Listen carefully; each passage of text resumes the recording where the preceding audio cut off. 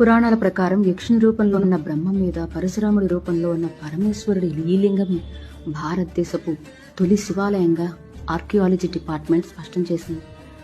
2వ శతాబ్దంలో శాతవాహనులు స్వయంభువుగా వెలిసిన ఈ ఆలయానికి పునాది వేస్తే 3వ శతాబ్దంలో పల్లవులు ముగించారని నిర్ధారించింది.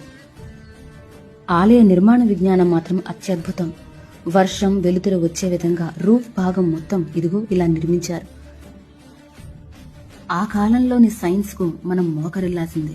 ఇదిగో కాశీ నుంచి శ్రీకాళహస్తి మీదుగా గంగా నది ఇక్కడి వరకు ఇలా సొరంగ మార్గం ద్వారా వస్తుంది. ప్రతి 60 సంవత్సరాలకోసారి ఈ లింగాన్ని టచ్ చేసి 4 గంటలు వరదలా ముంచి తిరిగి మాయమైపోతుందట.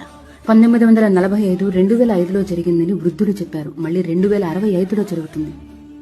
ఇక ఇది పూజల అనంతరం అమ్మవారి నగల్ని ఇదిగో ఇలా గోడల్లో భద్రపరిచేవారట. ఇక అన్నిటికంటే ఆశ్చర్యకరమైంది ఇదిగో సూర్యుని కిరణాలు ఇలా తిథుల రూపంలోని ఈ 15 రంధ్రాల గుండా వెళ్లి నవగ్రహాల్లాంటి 9 రంధ్రాల గుండా ప్రవేశించి గర్భగుడిలోని శివలింగాన్ని తాకడం. ఇది ఈ సంవత్సరం జూలై 16, 17, 18 తేదీల్లో జరుగుతుందట. అలా ప్రతి అణువు అత్యద్భుతమైన ఈ గుడిమల్లెం ఆలయం తిరుపతికి 30 కిలోమీటర్ల దూరంలో ఉంది. ఇంకొక ఆలయం ఉందో లేదో తెలియదు కానీ యాజ్ పర్ రికార్డ్స్ ఇదే భారతదేశపు తొలి శివాలయం.